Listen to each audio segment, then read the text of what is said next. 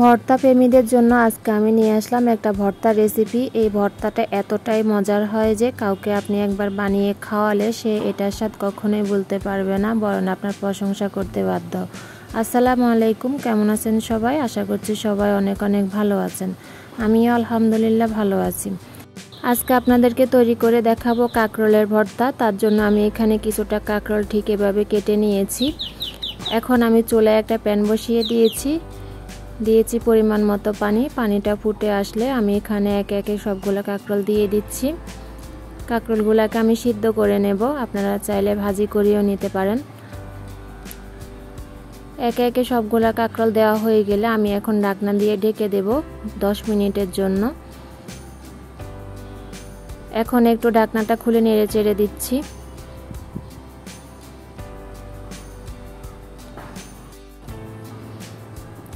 ভালো করে নেড়ে চেড়ে দিচ্ছি যেন ভালো করে সিদ্ধ হয়। এখন আবার একটু ঢাকনা দিয়ে ঢেকে দিচ্ছি পানিটা শুকিয়ে আসা পর্যন্ত।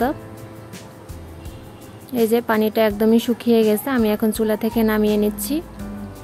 এখন আমি চুলায় একটা কড়াই বসিয়ে দিয়েছি, পরিমাণ মতো তেল দিয়ে দিয়েছি। এখন আমি কাঁকরোলগুলোকে তেলের মধ্যে দিয়ে দিচ্ছি। কাঁকরোলগুলোকে আমি ভেজে নেব। কাঁকরোলগুলোকে একটু ভেজে নিলে ভর্তাটার স্বাদ আরও বেড়ে যাবে, ওই জন্য আমি একটু ভেজে নিচ্ছি। বেশি ভাজবো না, সামান্য একটু ভেজে নেব।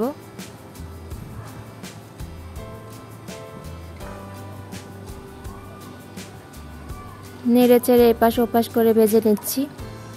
চুলার আঁচটা এক্ষেত্রে লো টু মিডিয়ামে রেখেছি।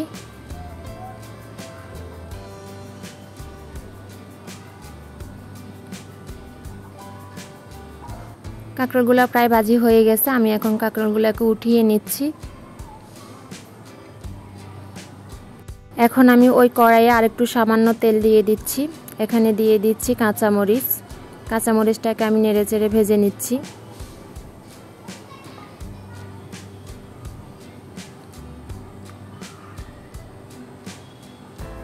কাঁচামরিচটা একটু ভাজি হয়ে গেলে আমি এখানে দিয়ে দেব কিছুটা শুকনা মরিচ। ঝালটা আপনাদের পছন্দ মতো দিতে পারেন। আমি ঝালটা একটু বাড়িয়ে দিচ্ছি, যে কোনো ভর্তাতে ঝালটা বাড়িয়ে দিলে খেতে অনেক ভালো লাগে। আমি কাঁচামরিচ শুকনা মরিচ দুইটাই দিয়েছি, আপনারা চাইলে যে কোনো একটা দিয়ে করতে পারেন।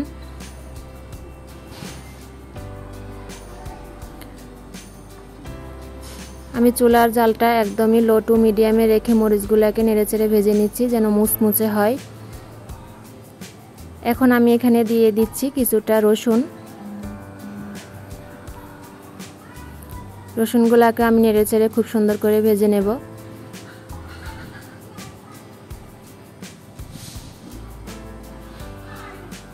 যেন পুড়ে না যায়, ওইদিকে খেয়াল রাখতে হবে।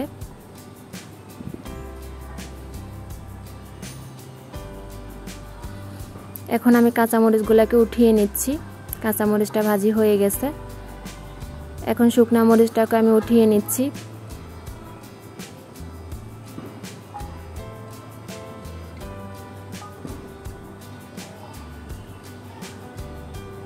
এখন রসুনগুলোকে আমি আরেকটু নেড়ে চেড়ে ভেজে নিচ্ছি সিদ্ধ হয়ে যাওয়া পর্যন্ত।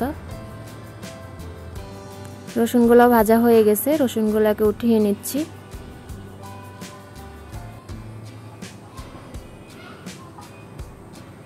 এখন আমি ওই কড়াইয়ে দিয়ে দেব কিছুটা পেঁয়াজ কুচি। পেঁয়াজ কুচিটা একটু বেশি পরিমাণে দিতে হবে, এখানে আর তেল আমি দিব না।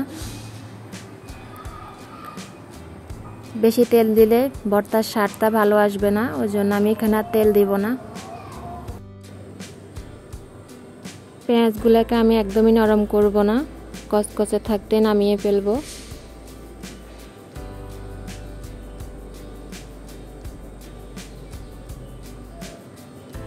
পেঁয়াজগুলো প্রায় ভাজি হয়ে গেছে, আমি এখন চুলাটা বন্ধ করে দিচ্ছি। এখন আমি একটা প্লেটে সবগুলো উপকরণ নিয়ে নিয়েছি, শুকনা মরিচ, কাঁচামরিচ, পেঁয়াজ, রসুন। এখন শুকনা মরিচের উপরে আমি পরিমাণ মতো লবণ দিয়ে দিচ্ছি। এখন হাত দিয়ে এটাকে ভালো করে মথে নিচ্ছি। শুকনা মরিচটাকে আমি ভালো করে মথে নিচ্ছি।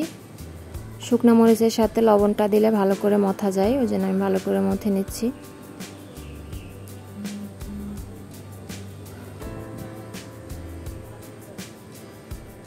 শুকনা মরিচটা মথা হয়ে গেলে এখন আমি কাঁচা মরিচটাও এইভাবে মথে নিচ্ছি।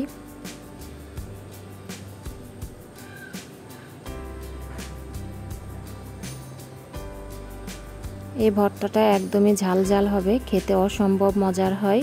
বাসায় একবার হলেও ট্রাই করে দেখবেন। কত কিছুর ভর্তাই তো আপনারা খেয়েছেন, এভাবে কাঁকরোল ভর্তা অবশ্যই একবার হলেও ট্রাই করে দেখবেন। এটা অসম্ভব মজার হয়, গরম ভাতের সাথে জাস্ট অসাধারণ লাগে খেতে। এখন আমি রসুনগুলোকে এভাবে মথে নিচ্ছি। সবগুলো উপকরণ আমি একে একে ভালো করে মথে নিচ্ছি।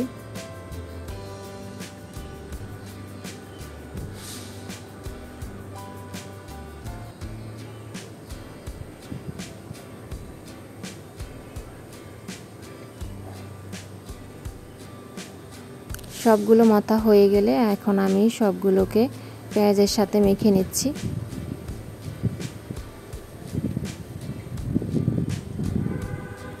ভিডিওটি দেখতে দেখতে যারা এই পর্যন্ত চলে এসেছেন প্লিজ সবার ভিডিওতে একটা লাইক দিয়ে দিবেন, আর সম্পূর্ণ ভিডিওটি দেখে আপনার মূল্যবান মতামত কমেন্টে রেখে যাবেন। সবগুলো মাখা হয়ে গেলে এখন আমি এখানে দিয়ে দিচ্ছি সিদ্ধ করে রাখা কাঁকরোল।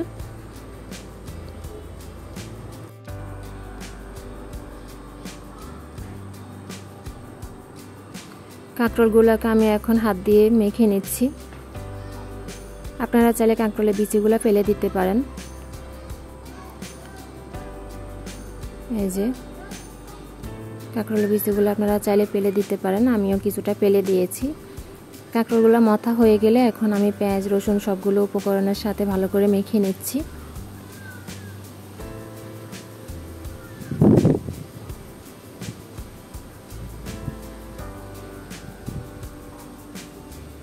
এখন আমি একটু ধনিয়া পাতা ছিটিয়ে দিচ্ছি। দিয়েছি পরিমাণ মতো সরিষার তেল, ভর্তার সাথে তো সরিষার তেল দিতেই হবে। এখন সবগুলো উপকরণ দিয়ে আমি আরেকটু মেখে নিচ্ছি। এই পর্যায়ে দেখেন ভর্তাটা কতটা লোভনীয় হয়েছে। এটা খেতে অসম্ভব মজার হয়েছিল। আমি এখন একটু পরিবেশন করে নিচ্ছি। এতক্ষণ যারা ভিডিওটির সাথে আছেন তাদেরকে জানাই অসংখ্য অসংখ্য ধন্যবাদ। আমার ভিডিওটি কেমন লেগেছে অবশ্যই কমেন্টে জানাবেন। আর আপনি যদি আমার চ্যানেলে নতুন হয়ে থাকেন চাইলে চ্যানেলটি সাবস্ক্রাইব করে বেল বাটনটি ওপেন করে দিতে পারেন, যেন আমি কোনো নতুন ভিডিও দিলে আপনি সাথে সাথে পেয়ে যান।